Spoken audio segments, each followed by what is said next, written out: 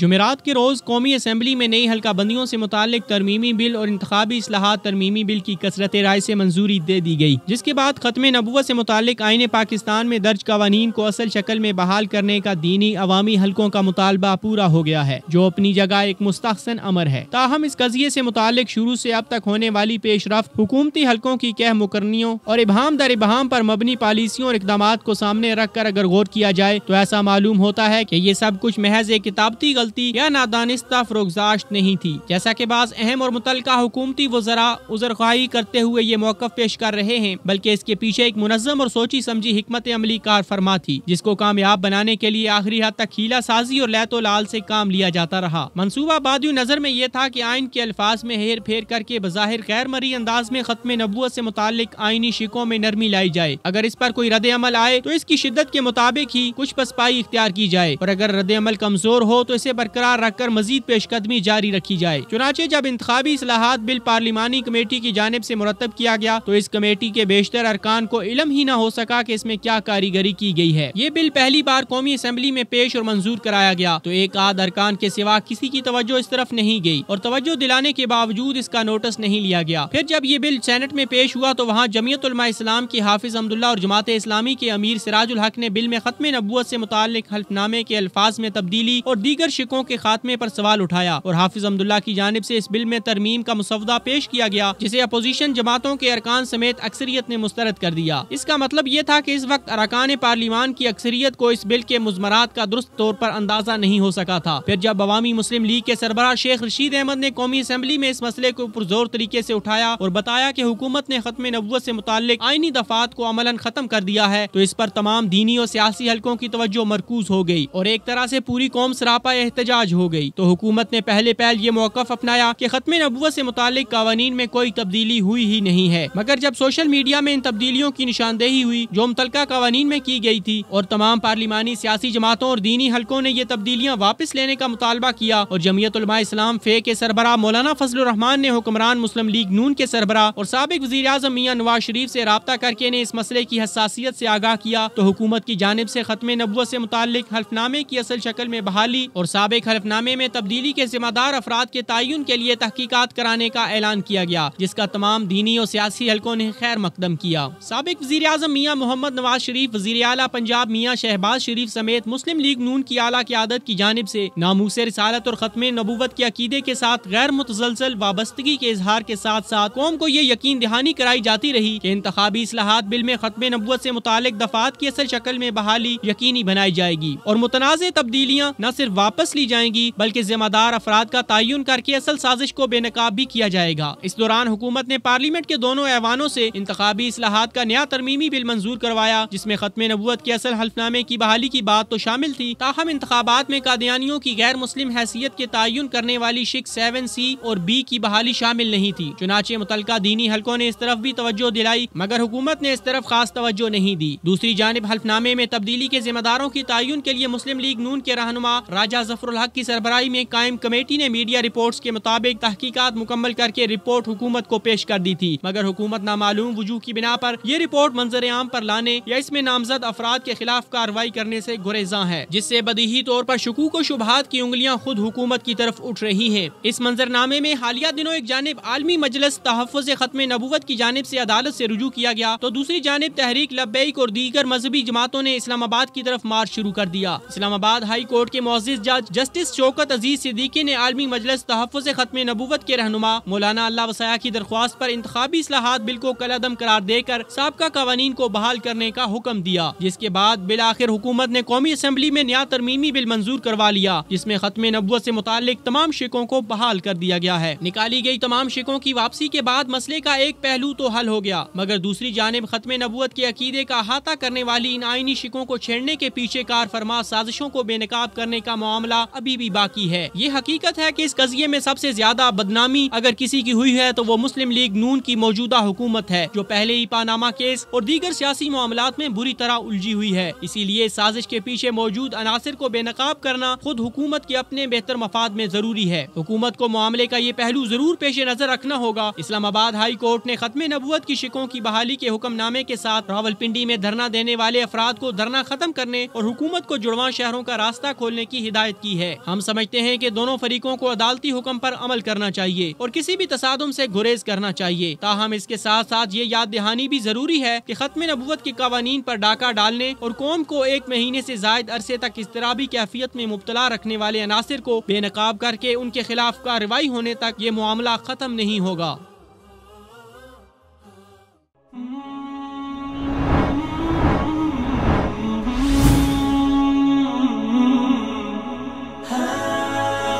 دنیائے اردو کا درخشاں ستارہ وصال اردو۔